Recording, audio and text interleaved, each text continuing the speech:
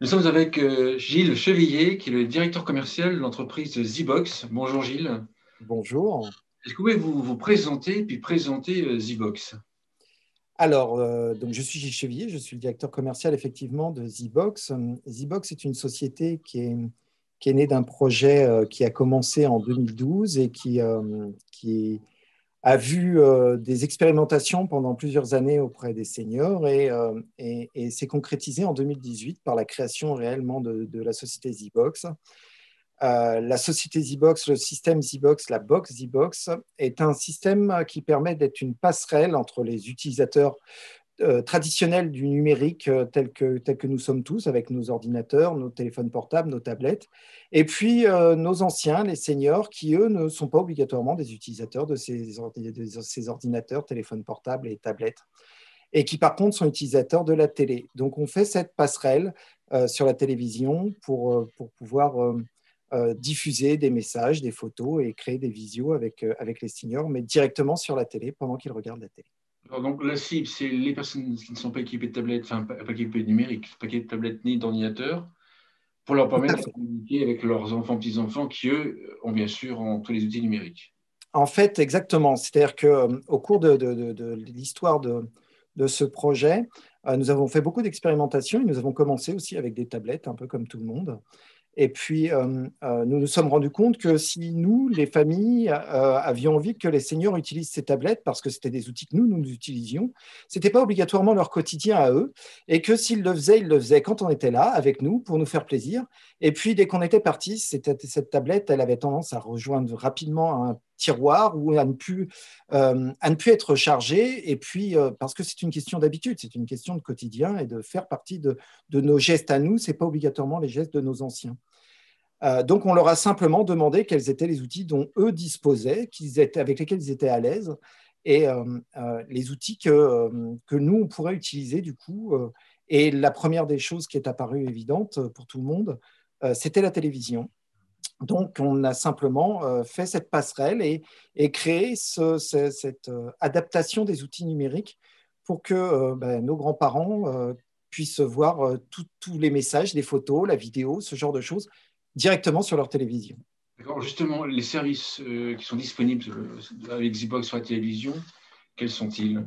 Alors, le premier pack de services qui vraiment compose la Zbox, c'est un pack qui correspond au lien social. Donc, ce pack, c'est la possibilité pour les familles, à partir d'une application sur le téléphone, d'envoyer des messages, d'envoyer des photos, de déclencher une vidéo. Alors, de déclencher une vidéo, un appel vidéo standard, direct, en un pour un, mais également de programmer éventuellement une réunion en famille et dire, allez, on crée un lien, on programme pour dimanche après-midi à 15 heures, on va souhaiter la fête à mamie, on va souhaiter son anniversaire, la fête des grands-mères ou n'importe quel événement, une réunion de famille qui en ce moment peut pas obligatoirement se faire en présentiel, va pouvoir se faire par la vidéo. Ça va envoyer le lien vidéo à toute la famille et à l'heure dite, va se déclencher sur l'écran de télé pendant le programme télé, parce que ça c'est important, ça ne vient pas, on n'a pas besoin de changer de chaîne, on n'a pas besoin de changer d'entrée de la télé, ça s'incruste pendant le programme télé, pendant qu'on est en train de regarder la télé. Eh bien, ma grand-mère va juste avoir appuyé sur OK de sa télécommande et elle va pouvoir commencer une vidéo jusqu'à 6 intervenants en même temps qu'elle dans cette vidéo. Et D'accord. puis à la fin, eh bien, à la fin comme le support de la télévision est extrêmement intéressant parce qu'il est présent chez tous les seniors, quasiment tous les seniors en tout cas, il a aussi un inconvénient, c'est que ma grand-mère, quand elle regarde la télé, elle veut regarder la télé et que si on vient lui apporter plein de choses, il ne faut pas non plus que ça la dérange. On a fait en sorte que dans l'ergonomie, une seule touche de la télécommande permette de revenir systématiquement à la télé, que ma grand-mère ne se pose pas la question qu'est-ce que j'ai fait, où est-ce que je dois aller, quelle est la situation dans laquelle je suis. Je voulais juste regarder la télé, elle appuie sur cette touche et quoi qu'il arrive, où qu'elle soit dans l'interface, elle revient regarder la télé. Elle revient D'accord. sur son programme télé. D'accord. Actuellement, la Zbox est commercialisée comment? Alors, la Xbox est commercialisée au travers d'un abonnement avec des partenaires. Xbox ne commercialise pas directement auprès des particuliers, a construit un tissu de partenaires, des partenaires qui sont en général des fournisseurs de services à la personne. Donc, des personnes qui vont être, ça peut être de la téléassistance, ça peut être des résidences-services, des résidences autonomie, même des EHPAD, mais ça peut être également, effectivement, des administrations, ça peut être toutes ces organisations-là qui vont avoir envie de distribuer ce genre de produits localement au niveau d'un territoire géographique. Parce qu'au-delà de juste ces services-là de lien social, il y a d'autres éléments qui composent la Z-Box. La possibilité de prendre des rendez-vous avec des rappels des rendez-vous avant l'heure du rendez-vous en lui-même à l'écran. Donc, ça veut dire que pour un prestataire de service à la personne, il peut définir un quart d'heure, 20 minutes, une demi-heure avant que le passage d'un intervenant chez la personne âgée, envoyer un petit message qui va dire votre assistante de vie va passer dans une demi-heure, votre assistante de vie va passer dans un quart d'heure. Ça peut être ça. Il y a aussi d'autres fonctionnalités, par exemple pour le portage de repas, qui permettent 2 jours avant de sélectionner si on veut le menu ou le menu de substitution. Et le tout simplement en appuyant sur la touche rouge si on veut le menu de substitution, la touche verte si on veut le menu du jour. Voilà. Donc toutes ces fonctionnalités-là. Ça permet à des acteurs comme les services à la personne de pusher en fait du contenu. Exactement. Donc, ça peut être ça. Et puis, ça permet également aux administrations locales d'envoyer également des messages de prévention, des alertes canicules, tous ces messages-là où on ne sait pas toujours trop comment pouvoir toucher le public des personnes âgées. Et bien là, on a la possibilité d'envoyer cette notification directement à l'écran de télé pendant le programme télé. Si la télé est éteinte, c'est relativement simple. Le message apparaîtra quand on allumera la télé. Si on est en train de faire autre chose, il se réapparaît au bout de 5 minutes. Voilà, c'est quelque chose qui est une... C'est la question que j'allais vous poser. Est-ce qu'il faut que la télévision soit allumée? Non, si elle est éteinte, bien sûr, ça ne le fera pas automatiquement, mais il y aura le...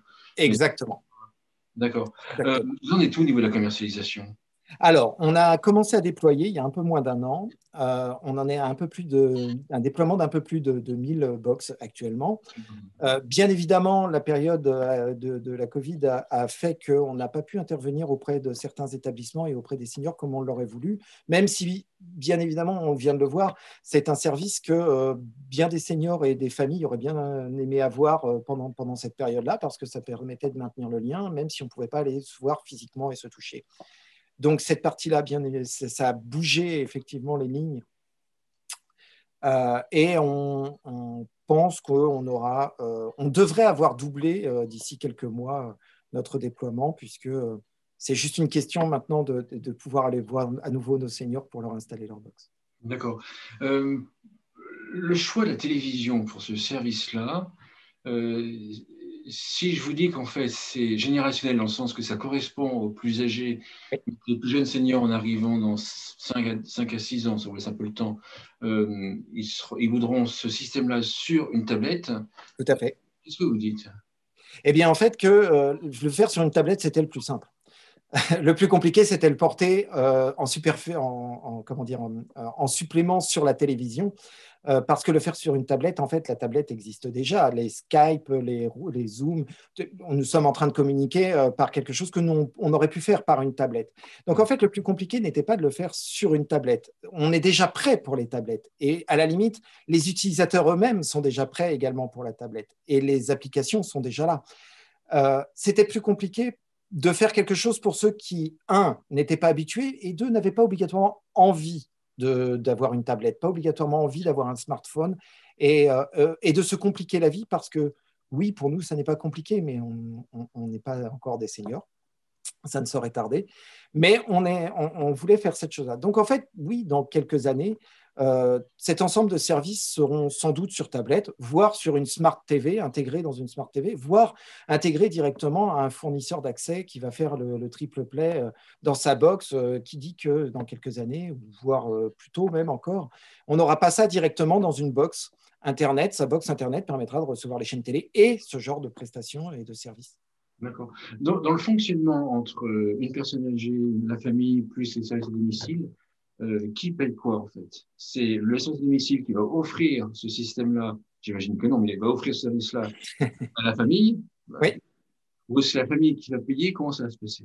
Alors, nous, Z-Box, comme vous l'avez compris, on travaille avec les prestataires de services à la personne. Ensuite, le prestataire de services à la personne a une offre globale qui va inclure Z-Box, mais souvent d'autres services. comme je disais, ça peut être la téléassistance, ça peut être des auxiliaires de vie, ça peut être tout ce type de service-là. Et ça s'inscrit dans un package global avec une offre globale. Et donc, c'est en général la famille qui prend en charge ce package-là.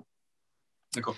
Il faut savoir que quand ça s'inscrit en plus dans un package comme ça, pour l'instant, il y a sur le service à la personne le crédit d'impôt de 50% sur le package global de service à la personne. D'accord. C'est proposé par les services à la personne et c'est payé par la famille. Exactement. C'est une option dans un package complet de services de prestataires de services à la personne. L'intérêt pour les services à la personne. L'intérêt, c'est entre autres, c'est une aide à l'administration pour eux de leurs rendez-vous, puisque alors Zibox est situé à Lorient et on développe tout en interne chez nous. Donc, on développe également des passerelles avec les logiciels métiers des prestataires de services à la personne pour que quand une personne prenne un rendez-vous avec, comme je disais, une auxiliaire de vie ou même parfois des rendez-vous médicaux, ces rendez-vous viennent s'incrémenter automatiquement dans l'agenda de la personne âgée avec les rappels à l'écran avant. Donc ça, c'est un des premiers points utiles aux prestataires de services à la personne.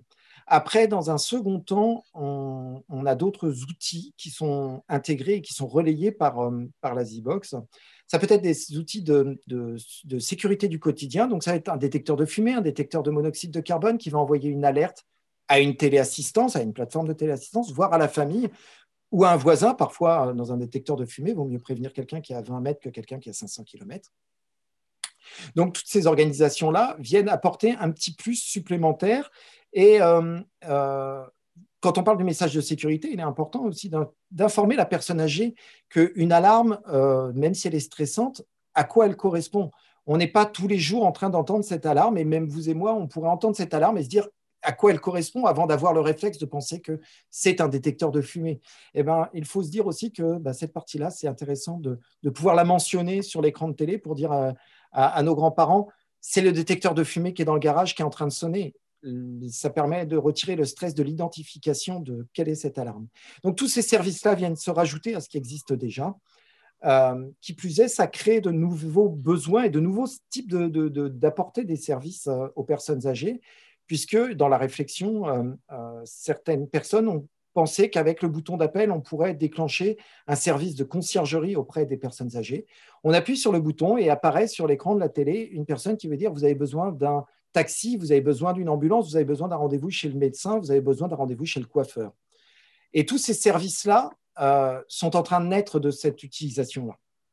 Donc, c'est un outil de conciergerie avec un caractère humain, puisque c'est une présence, même si elle est vidéo, même si elle est distante, c'est une présence. Et ça permet à nos personnes âgées d'identifier la personne qu'ils ont en face. Dans le cadre de la téléassistance, ça permet également, là encore, quand il y a un bouton d'alerte, de pouvoir visualiser, c'est-à-dire de déclencher à distance la visualisation de la personne avec qui on est en train de discuter. Et je pense que parce qu'il y a une caméra qui est fixée au-dessus de la télévision. Exactement. Alors, dans le cadre de la téléassistance, c'est plutôt en fait une vidéo descendante, c'est-à-dire plutôt visualiser le téléopérateur que de visualiser à l'intérieur. Même si c'est un intérêt potentiellement de visualiser à l'intérieur, c'est pas évident, il faut que ce soit accepté déjà par la personne, ça c'est la première des choses.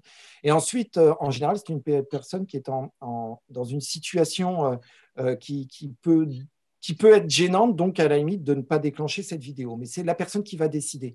Par contre, d'avoir le téléopérateur qui apparaît sur l'écran et que ce soit un contact humain et pas uniquement une voix dans un téléphone ou dans un interphone ou ce genre de choses. Donc ça, c'est un deuxième aspect. Un autre aspect également, c'est cette box, elle est multi-usage. Elle peut également aider des personnes qui sont en situation de handicap à piloter des systèmes.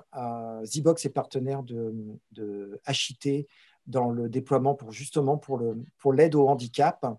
Et, pour pouvoir créer des relais pour le handicap, pour les personnes à mobilité réduite, pour les personnes qui vont avoir des difficultés dans leur habitat, pour faire plein de choses.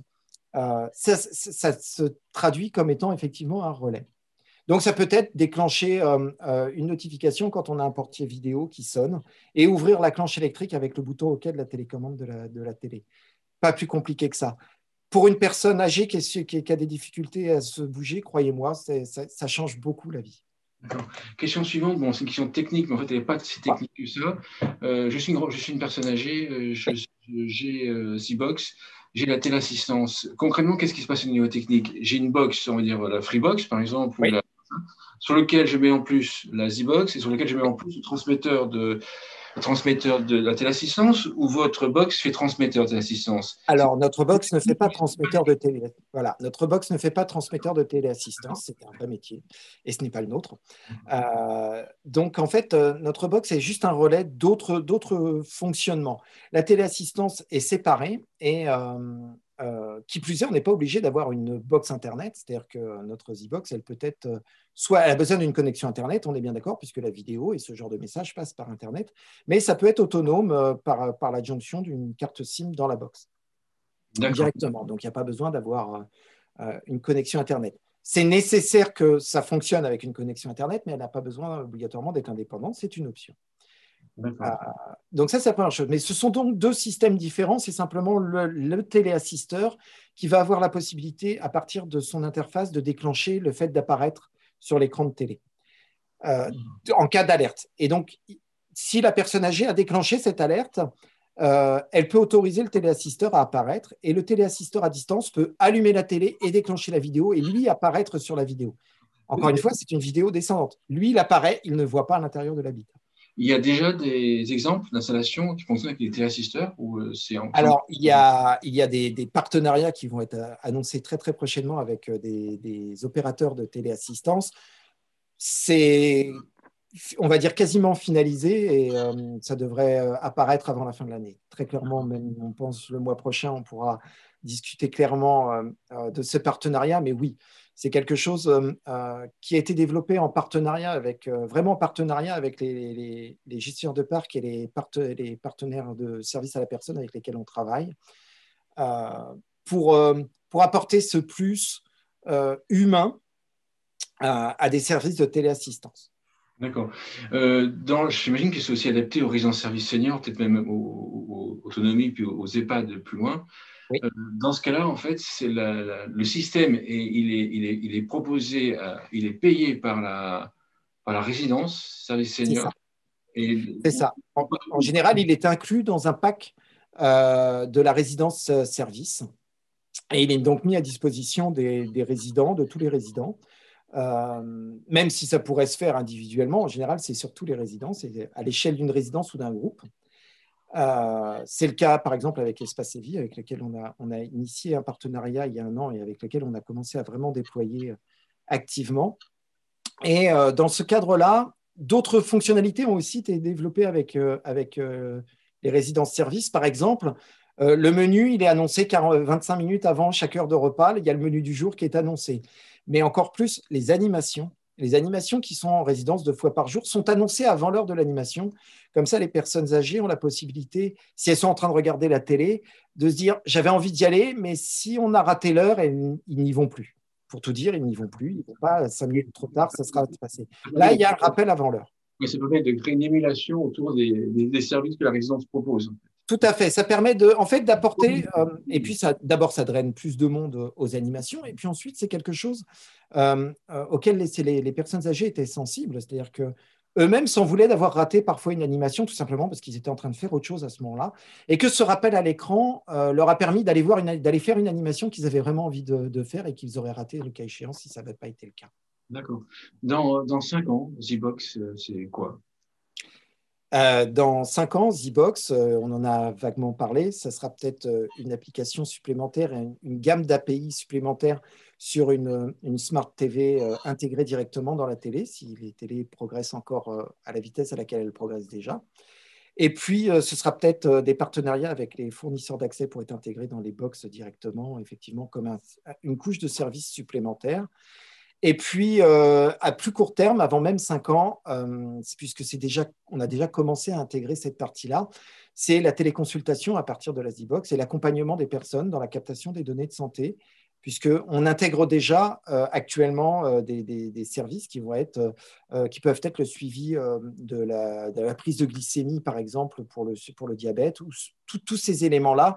Ça peut être l'oxymétrie, ça peut être la prise de tension, et donc de pouvoir accompagner les personnes âgées dans des zones parfois qui sont des déserts médicaux, ou dans des situations où les médecins ne peuvent pas se déplacer au domicile de la personne, et bien pouvoir accompagner les personnes âgées dans cette situation-là.